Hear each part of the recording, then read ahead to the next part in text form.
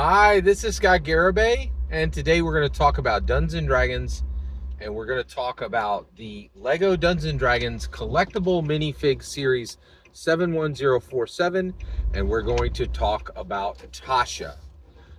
So this is Tasha from Cauldron of Everything. This is Tasha, the daughter of Baba Yaga. This is Tasha the Witch, the most powerful witch without exception in all of Dungeons and Dragons. So we're going to talk about her as a Lego collectible minifigure, whether this is a good use of the slot, and just kind of talk about the increasing revelation of Dungeons and Dragons as Lego, right? And how this revelation of Dungeons and Dragons as Lego is serving two purposes right now. It is serving as quite literal miniatures for Dungeons and Dragons and quite literal terrain for Dungeons and Dragons, but it is also serving the Lego collector community, right? This is kind of incredible to me. Like, I collect Lego Dungeons and Dragons because it's useful. It's useful in telling these powerful narratives, right? But it is very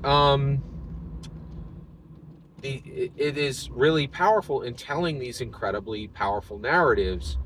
But there are a lot of people who buy a Lego set, break it out, build it, and sit it on a shelf. Now that seems unthinkable to you and me. We don't really use we don't play Dungeons and Dragons for fun. We play Dungeons and Dragons for utility. We're solving problems. We're answering questions. We're improving ourselves, right? The idea of just building something and sticking it on a shelf and looking at it every now and then seems kind of silly. But the reality is, it is a Zen experience for many people, and Lego really has been around for a long time, and we owe them respect for the Lego collector community, because we are getting a huge amount of traction from all of their work, design wise, color schemes, just the ability to build virtually any figure, right? So let's talk about Tasha. So this is the Tasha, and so she is absolutely a Dungeons and Dragons celebrity, right? She is a celebrity within the lore, right?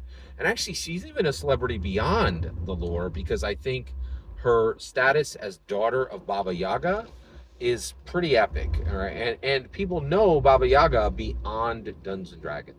So Tasha is majorly powerful. Now is this a good figure? So first of all, how does she look? She looks fantastic, right? She is truly brought to life perfectly. She's in all gray. You could see her hair. Her hair looks exactly like it.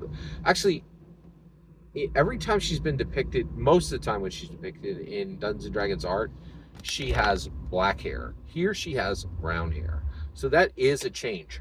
I am all for that. I am definitely very much for Lego bringing their interpretation of the visuals, the cosmetics of these characters, and changing the canon of them. Like, at this point, let's go with Lego. Tasha has brown hair, not black. I think that's great, right? And I want to be super clear. Like, this is Lego canon that is serving as Dungeons and Dragons canon, and it is folding back to the lore, right? And I think it trumps the existing lore. I think it is preeminent, right? So really, absolutely fascinating seeing everything that's happening with all of this, and I really am incredibly impressed with the job. So Tasha is being brought forward. She has an epic witch hat. She's all in gray. She has a cauldron with purple flame. I love this. I'm not sure if the purple flame is new. It very well might be. That's another thing that's really interesting about each one of these characters. Like, is this a new color scheme, a new colorway, a new Lego Dungeons and Dragons colorway? Like, this piece existed before, but now it's in a new D&D colorway, right? So I'm not sure the answer to that. I'm sure we're going to get the answer to that as these continue to come out. But she has this cauldron with a purple flame in it. And this is perfectly positioned and was literally designed to connect with Tasha's Cauldron, which is a new magic item that is coming out in the 2024 Core Player's Handbook. And the synchronicity of these intellectual properties, right, where the 2024 Core Rulebook, Player's Handbook, was literally built to synchronize with the new Lego Dungeons and Dragons canon. and the Dungeons and Dragons Lego canon, and they cross both ways, and that is really incredible. So I'm very impressed, and they did a great job with the cauldron, with the purple flame from the cauldron. But then get this, this is a big deal. She comes with a spell book, so she is a wizard, right? Actually, she's specifically a witch, right?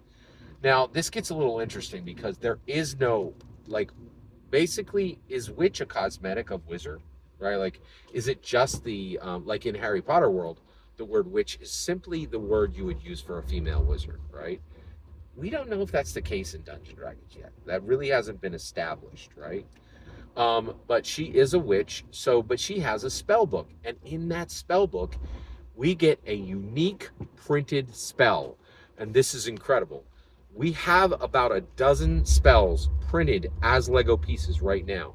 And so the idea would be that you would actually, and so one of the things that's happening right now is that tax form character sheet that you have is being destroyed piece by piece, right? Increasingly, we're representing our characters with Lego pieces. And I think we're very close, if not all. Well, actually, I've been doing this for about a year and a half, but you can absolutely 100% represent your character without ever writing a word all through Lego. You have to do it with custom pieces, and there isn't an established system. Right now, these printed spell tiles that go into a literal physical spell book, right? This is Lego approaching playing footsie with the idea of literally printing a Lego piece to represent every single spell, right?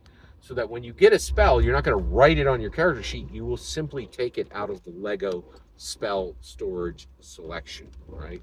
That's profound. And Tasha makes that more viable, right?